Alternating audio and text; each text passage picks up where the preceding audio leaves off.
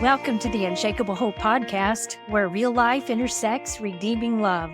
I'm Kelly Hall, and this is where we wrestle through faith questions such as how do I trust God's heart when his ways and delays are breaking mine?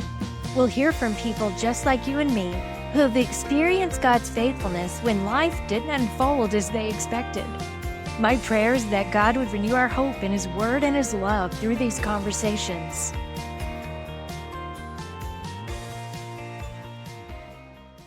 Hey friends, can you imagine being legally blind your entire life and then suddenly in your 50s being able to see things you'd only dreamed about? My guest today will literally open the eyes of our hearts as she unfolds her story through multiple childhood surgeries, a cancer scare, and a courageous doctor who was obviously led and guided by the Holy Spirit. The prayers and surrenders you'll hear about along her journey are deeply impactful. Karen Wingate is my guest today, and although I haven't met her in person, she has quickly become one of my faith heroes. She's courageously wrestled through disappointments and struggles and allowed God to walk with her through every storm so that she can declare with wholehearted devotion, I will follow you, Lord, no matter what. So let me introduce you to Karen. She is the author of the award-winning book, With Fresh Eyes, 60 Insights into the Miraculously Ordinary from a Woman Born Blind. Karen shares her message of hope, help, and healing through her writing with Proverbs 31 Ministries, her personal blog, and her speaking ministry. After years as a pastor's wife in church ministry, Karen and her husband have retired to the desert in Tucson, Arizona to be closer to family. Karen, I am so grateful to have you share this time with me. Well, thanks for having me. I was so excited to discover you're only 2 hours away. I know, I am too. Well, Karen, would you just walk us through your basic story? Just give us an overview. What is it like to be legally blind? And when I was first born, doctors described my vision as looking through an industrial strength shower curtain where you would just see a blur of a blaze of color. And back then, they believed that you needed to get light on the optic nerve just as quickly as possible. They also had some wrong ideas of how to fix the problem that I had. I was one of my issues was that I was born with congenital cataracts. And so at age 10 months, I had my first of 8 childhood surgeries, and a progression of surgeries gave me barely functional vision. They fitted me with glasses right away, and I had bifocals very early on. And so I wore the quintessential Coke bottle bottom glasses. And that gave me the ability to see maybe about a 6-foot sphere. And I could read pretty much anything if it was 3 inches away from my face. Now, the cataracts were only one part of the problem. My whole eyeball structure was compromised. It was a genetic defect. By the age of 9, the doctor had said, this is going to be the last surgery. I don't think we can do anything more. Well, up to that point, I didn't realize that I was different from anybody. I mean, people said that I was, but I just had no idea of what other people could see because this was my world. So I think by age 9, it finally hit me. I am different from other children. I can't do what other children do. This surgery didn't work. It didn't improve anything that I could tell. And 3 days after the surgery, I came to my mom and I shared my discouragement with her. And she said, now this was just so totally unlike my mother. I mean, she's a believer, but we came from a very conservative background where miracles were reserved only for Bible characters and missionaries. And she turned away from me and she said, Karen, God can do miracles. Wow. So I thought, okay. And nobody told me to do this, but for the next 2 weeks, I prayed every day that God would heal my eyes. Every morning I'd wake up and I'd say, please, God, let this be the day that I can see. And pretty soon, my prayers started tapering off. And, the Holy Spirit must have put this idea in my mind because I prayed, Lord, help me cope. If this is the way I'm going to be, just help me cope with limited vision. And I saw him do that in amazing ways over the next 50 years. That he was always with me. He was always faithful.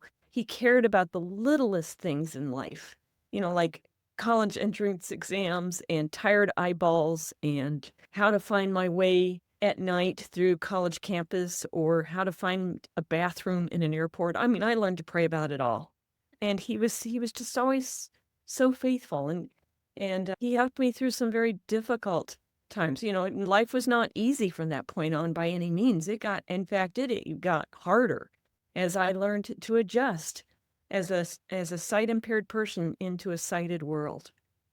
Gosh, I do agree with you. That had to be the Holy Spirit, because when I first heard you say this, I began to pray every night for 2 weeks that God would restore my vision. My heart just guarded itself for this young girl who was about to be disappointed, and how would she deal with that? So I love how graciously, how mercifully the Lord just met you in that place and gave you the wisdom to pray, Lord, if this is the way it's going to be, then help me cope. At such a young age. Well, it was like the Holy Spirit was just putting this other idea. And that's so true, Kelly, of our prayers, that we've got this idea of how God ought to answer our prayers. And if he doesn't do it just the way that I have spelled out, then I'm going to push God to the side. And in reality, God has such a bigger and better plan ready for us. And he says, hey, would you at least consider my way? I might have even a better idea on how to accomplish this than you do. I love that you learned how to give him everything, pray about everything. I'm curious about 2 things. So I would like to understand how you got through college, what that was like for you being blind, but I would also like you to address what it was like for you, your self-esteem, your self-worth. How did you view yourself at the time that you were in college, and how did God deal with that? Well, let me answer that one first. Okay. And this was the incident that I was sharing with you earlier that has been on my mind to share. When I was a junior in high school, I was in the 4-H program, and for some crazy reason, I got involved with public speaking, which is just so insane because I couldn't read my notes. I was really uptight about being perfect about everything. I had horrible stage fright. And yet I was just driven to do public speaking. I was at the county level contest and everybody was pumped that it was my year to win. No, this was when I was a senior in high school.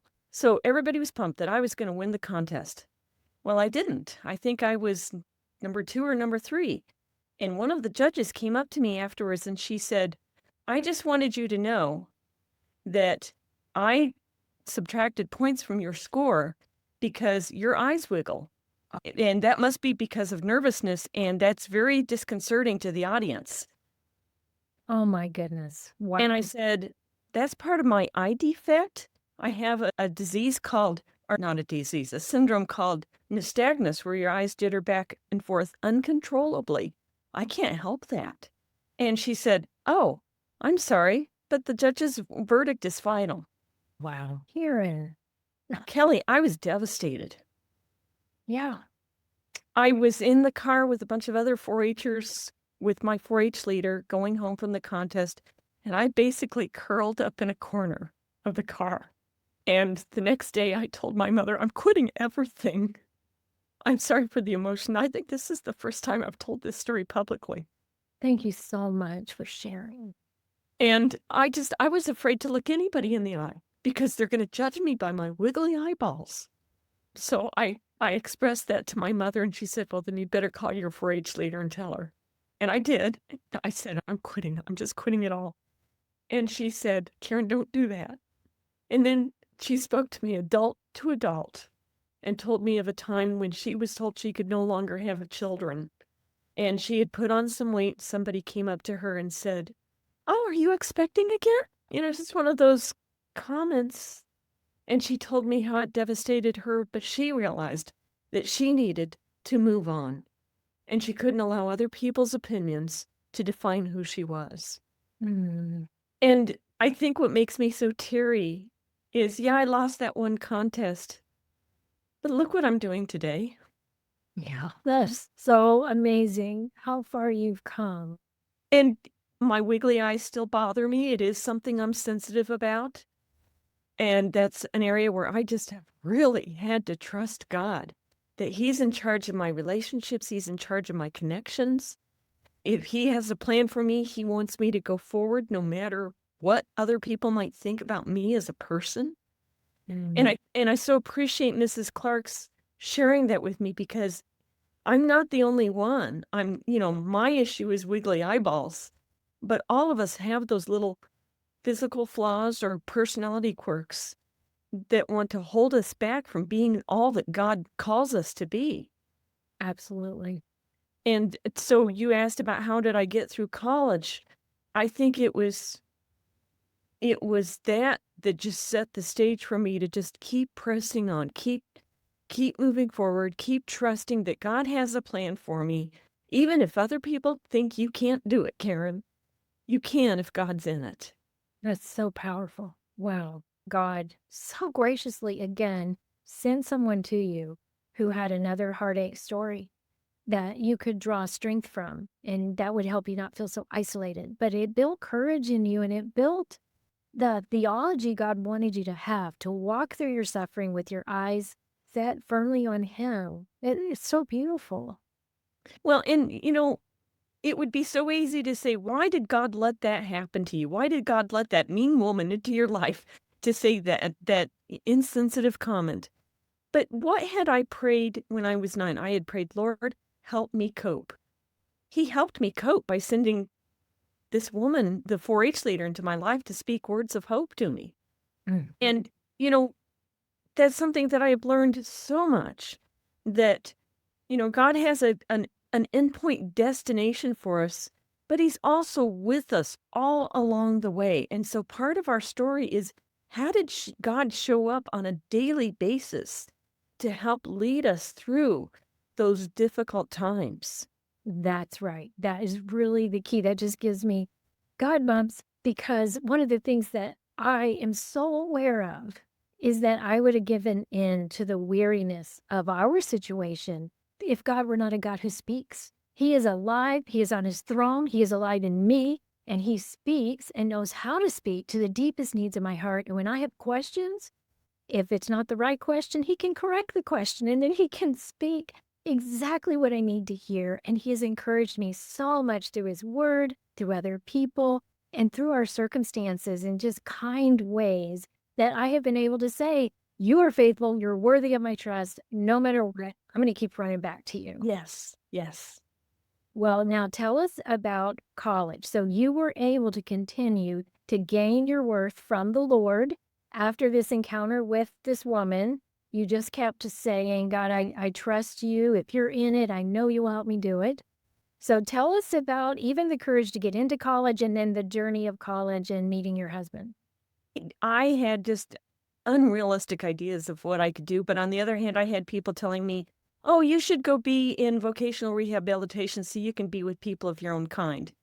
And I said, "No, I'm going to go be a normal person. I'm going to do all these things." And as I said, I had been involved in the 4-H program, and so what I wanted to do was to be a home economist with the government's extension service and lead youth 4-H groups. And I loved all those home things and the consumer education. And I decided to, make myself more marketable. I would get a teaching certificate at the same time.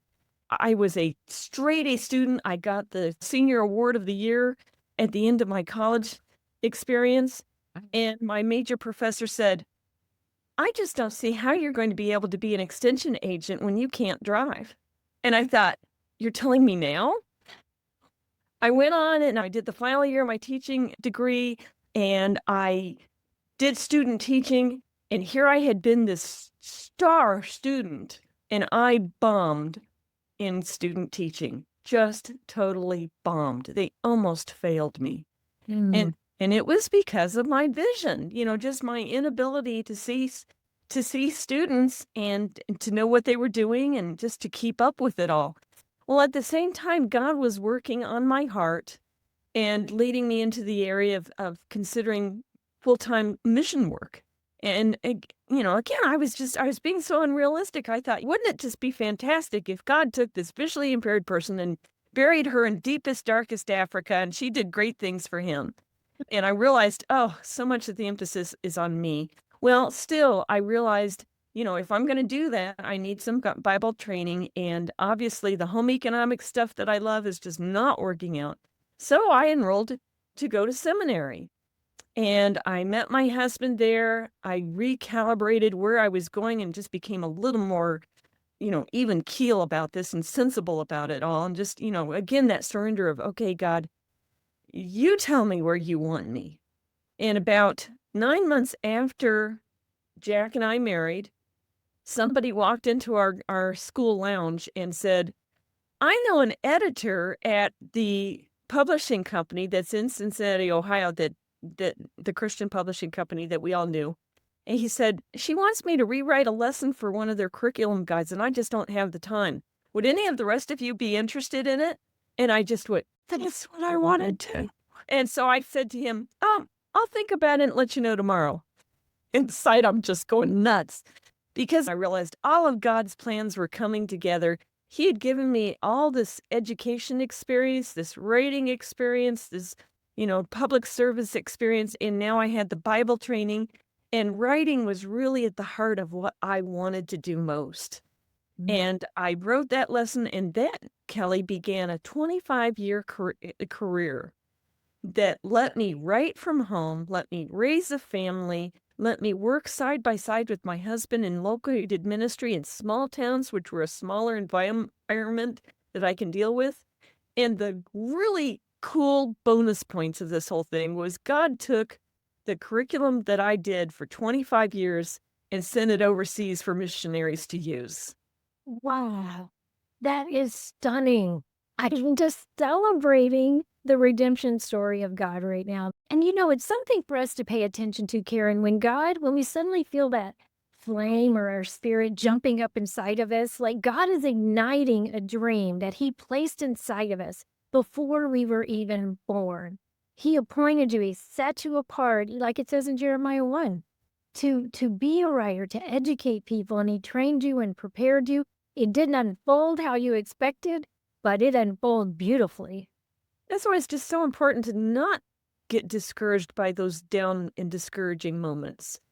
Just keep holding on, keep hoping, keep plugging away, because while we want to look at life as a series of these individual moments, God is seeing the whole bigger picture of what He has planned for us. Mm. He is so incredibly adept at taking those little individual whoopsie moments and repurposing them for His greater pleasure and His greater purposes. So true. Well, now I'd like for you to help us understand how you came to write the book with fresh eyes. It's so good. Well, by my mid-40s, 50, I had become content with life as it is. I had become content that my vision is what it is. I also knew that because my eyes are so fragile and underdeveloped, the day could come when I could start having problems due to aging and just finally those high risk factors that I'd lived with all my life. And some of that started to happen. I developed glaucoma, and I'm on permanent drops now for that. But I still realized it could happen that I could lose more vision. And that was just something I quietly learned to trust the Lord that, until that time happens, I'm just going to continue to use what He's given me and live the life that He has given me. I worried that my vision is so bad that I wondered if I would even be able to tell if my vision was worsening. Well, the day came there, I was just noticing some little anomalies and shifting in my vision. I frankly was scared to say anything to anybody. But finally, at my ophthalmology appointment, I sort of dropped it in last moment, and my doctor initially said, well, it could be dry eyes. You're that age. But your vision is so complicated. Let's send you to a specialist. Went to the specialist. He discovered a retinal tear that he said was small and frankly had happened some time ago. There was really nothing he could do or wanted to do at that point. Come back in 3 months. We're going to just keep checking on this.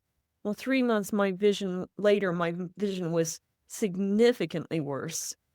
And so he opted to do surgery, but he said to me, Your vision may get better back to the point that it was. It may be no different. It may be worse. I don't know. I'm going to do my best.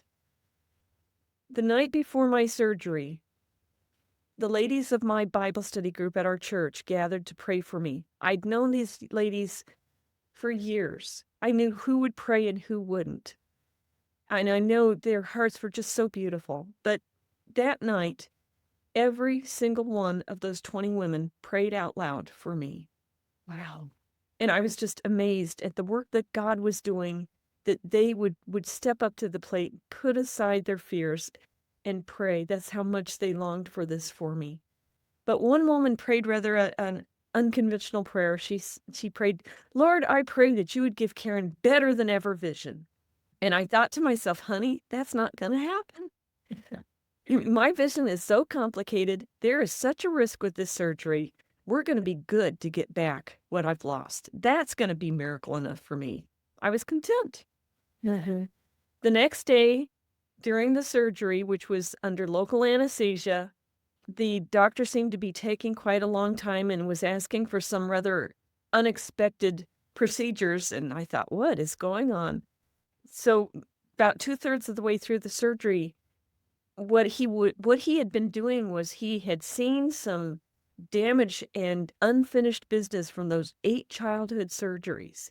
And impulsively, he decided to clean things up without asking me first. He just went and did it.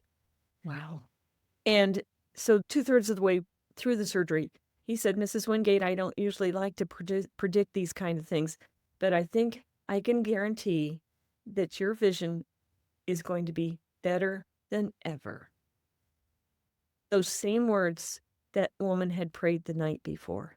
Amazing. Wow. And so I was laying on that surgical gurney thinking, what does better than ever look like? Because I've been legally blind all my life. I don't know what that's like. I didn't know how much better it was going to be. I wondered what I would be able to see. I wondered what would be easier to see. And I wondered if the doctor was just making this up. And most of all, I just worshiped a God that could answer the prayer of a 9-year-old girl years later. Wow. That is beautiful. Well, I know you endured the surgery and the recovery was not at all what you expected. It went on for a very long time. We had to lay face down for 2 weeks. I don't know how you managed that, but I know that was a hard time for you. Well, I have a reputation for making a party out of anything, so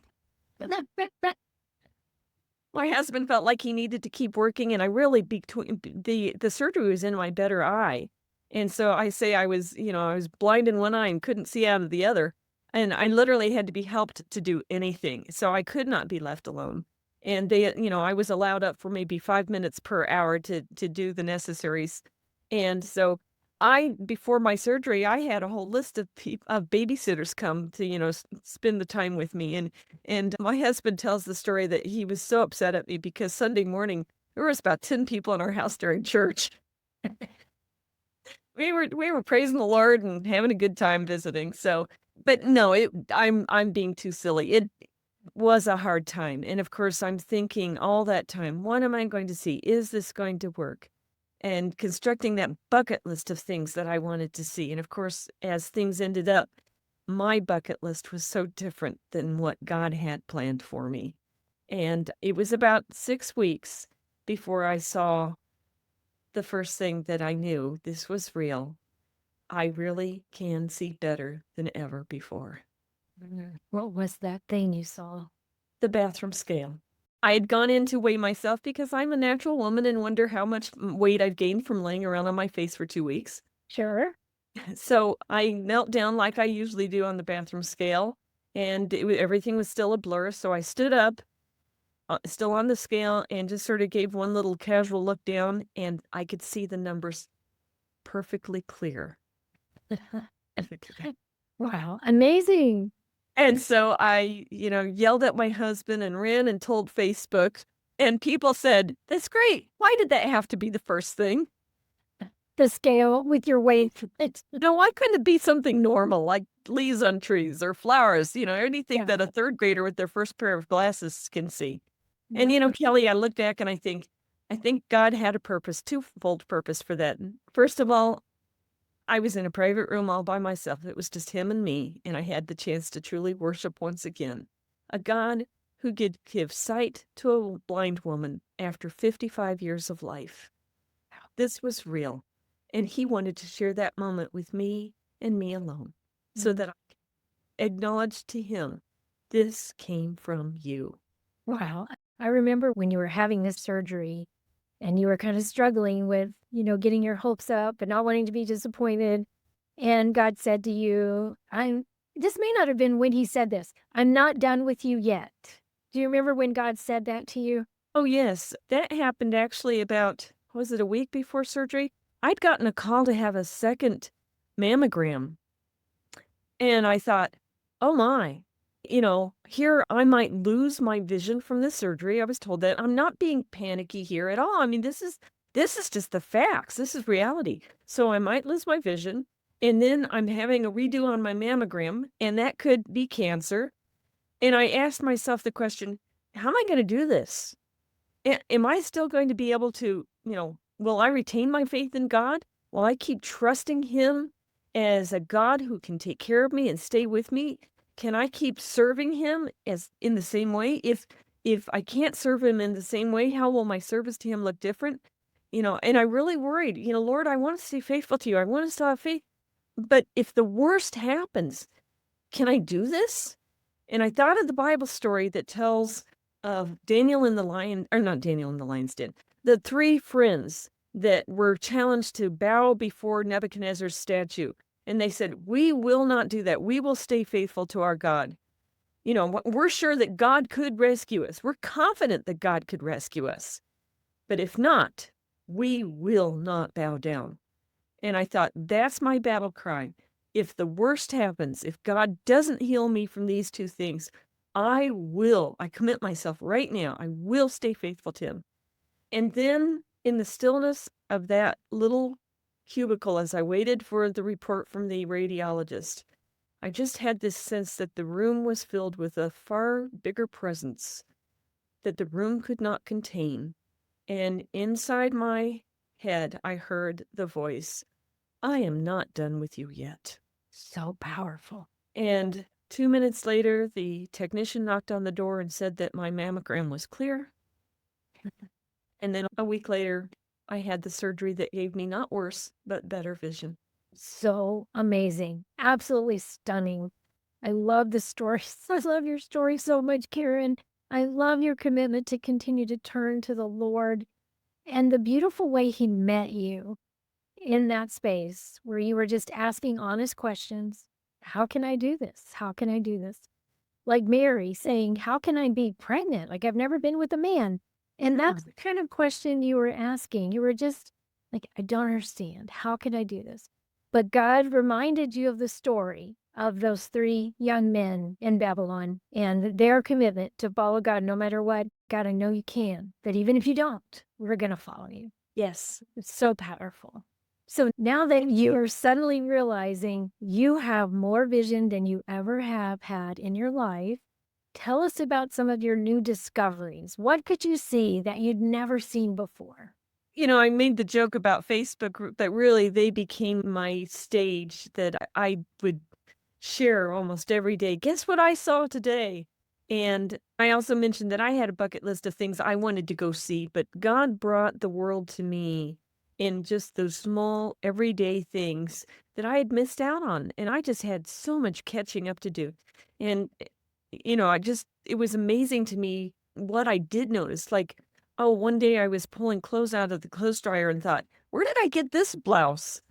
And it was just this vibrant pink color, and I didn't remember owning a blouse that was that bright, but the whole color spectrum was just so much brighter, and I just became fascinated by God's creation of color. What a gift! And that color translated into what I could see now of sunrises and sunsets. They weren't just three colors of blurry blobs. It was just a vast array of shades of orange and pinks and yellows and grays, and so much more detail that were ever changing second by second. And then one evening, we drove out to a friend's country home, and I saw the Milky Way for the very first time in my life. The moon.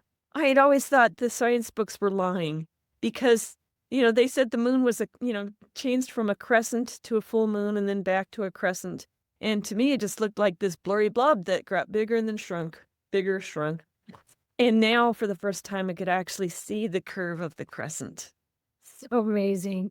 And it went so beyond that. And I think this is how the rest of my friends and acquaintances can join me in this miracle, is that it wasn't just these things that I could see. The miracle was then in what God showed me about himself through these new things that I was seeing. And that's what I tried to express in my book, is that, God's creation does really declare his glory. It has lessons about who he is, just waiting for us to discover. God's creation shows his extravagance, his precision, his attention to detail. There are so many things, like that sunrise. He could have stopped with 3 colors. He didn't. He could have created 5 different species of beetles. Do you know how many species of beetles there are in the world? Tell us. There's 300,000. Wow. You know what, Karen, it makes me laugh so hard because when I would have women's ministry meetings, there would always be the creative people who wanted to design things. And I would think, this is so not me. Like if I had been on God's creation committee, I would have been like, yeah, 1 mosquito, that's enough. 1 beetle, that's plenty. 5 different kinds of flowers, we're good. Yeah. I'm always amazed at the creativity and the different dimensions of God that we see in creation. Yes. One of the things you talk about is, well, you say, each blessing gives us a glimpse of God's generous, compassionate nature and his willingness to make you, ordinary you, a part of his bigger plan. And so as you were starting to behold the majesty of God and you started thinking more about your own life, the lessons God was teaching you, they're so amazing. I'm just curious how that impacted you. How do you maintain a tender heart with the Lord, even though you lived with the thought that you could lose all the eyesight that you have gained? That's right. I mean, the doctor corrected just a couple of things in one eye. I still have all those other issues. Shortly after my book was published, I had a glaucoma spike that was really quite scary and sent me to 2 different doctors several times a week for the next 2 weeks. And one doctor said, your eye is so fragile that what that other doctor did was great. I'm so glad you received better vision. But he took a huge risk. And this new doctor said, you still could lose what you have gained. Even a blow to the head could make your whole retina detach. Mm. And, I think just because I have seen God at work in so many incredible ways, that's the thing that helps me hold on to hope. I know that he's got this all planned out. He knows the span of my life. He knows what's going to happen. He knows when he wants to bring me home. He knows when it's time for me to change direction. His plans are always better than mine. And so if he's done it before, he certainly will do it again. And I can trust him. Do I have my moments of discouragement? Yes, absolutely. My husband is having more and more health issues. I've had to take over a lot more household responsibilities. I still don't drive, and so I'm having to find other ways to get around besides him. I cannot depend on him like I have.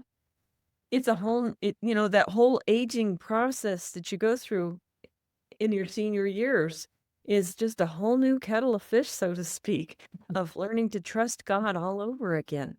And I have had my down moments. But what always brings me back to the Lord's table is he has been faithful. He does know. He does see. He is aware I'm going through. Others have done this before too. We're going to make it through. Mm. I think of Isaiah 46. I just thought of that this morning and read it in a Bible study where he says, I am God and there is no other. I am God and there's no one like me. And then he goes on to say, my purposes and plans will be accomplished. Yes, the comfort that he is sovereign, completely in control. One of the things that you suggest, or one of the things the Lord impressed upon your heart, is when you wake up in the morning to pretend you were on a scavenger hunt. As I said, I first had my bucket list, and then it was obvious that God had his bucket list. And I tried to dictate to him, I'd like to see this and this and this. And because his list was so different from mine, I have learned to say, Lord, what do you want me to see today? They're so much better than mine. I really learned that even more so in my seeing of people. One of the disadvantages of being legally blind is that you can't see people, you can't recognize people. I would have to have people just literally in my face for me to recognize them, or that they would always wear the same coat. I had my own little list of how I recognized people. And there were times, and I was a minister's wife. I'm supposed to be friendly to everybody and recognize them. Yeah. Wasn't happening. So a lot of times I would pray. I mean, desperation led me to pray, Lord, I need to see this person, this person, this person. Would you please lead me to them? And God was so gracious, so merciful, because he would lead me to the people that I needed to see. And that's how I navigated through writers' conferences. I can't read name tags. And so I knew the list of editors and agents and other writers. And I'd say, okay, Lord, would you please help me find, and that person would just be right there. And finally, I thought, man, I am sounding so selfish. I need to pray, Lord, who do you want me to see? Who do you want me to see? I have this list of people, but who do you want me to see today? And after my surgery, I was recognizing people a lot better, and I was sort of forgetting my need for God to direct my people relationships. But it suddenly hit me. I still need to pray that prayer every day. When I get out of bed, I need to say, Lord, you direct my path. You make me intersect with the people that you want me to meet, whether it's a store clerk, whether it's someone at the bus stop, whether it's a friend on Facebook, or whether it's just spending all day with my husband. Who do you want me to see and relate with today? And maybe his answer is, Karen, I just want you to spend time with me. But it's just that whole idea of relinquishing my day to God's control, to God's plan book. That's so helpful. You have offered us so many prayers of surrender to the Lord and prayers that teach us to depend on Him in small ways and big ways. Well, I'm wondering as we close, I just think of some of my listeners who are walking through long stories and they're just struggling to believe that God can do a new thing in their heartache. I'm wondering if you wouldn't mind just offering a word of encouragement to them as they try to trust God in their what ifs and impossibilities. There's a Bible verse that has meant just so much to me over my journey of the last 7 years. It's from Isaiah 42:16. It says, I will lead the blind by ways they have not known. Along unfamiliar paths I will guide them. I will turn the darkness into light before them and make the rough places smooth. These are the things I will do. I will not forsake them. Oh, And I have physical blindness, but all of us walk through unfamiliar paths. We don't, as human beings, we don't like change because change shows that I don't know what I'm doing, that I'm weak, that I don't have my act all together. And all of us so want to know what the final destination is. And we don't see that. We don't have it all figured out. And yet, that's the message that I want to leave with all of you, is that you don't know, but God does. God knows your end. God knows what's going to be along the path. He knows the snags and the boulders that you'll encounter. And He is very capable of helping you get all the way home. And I like to call heaven our true better than ever. He will give you His final gift of better than ever before in heaven's halls.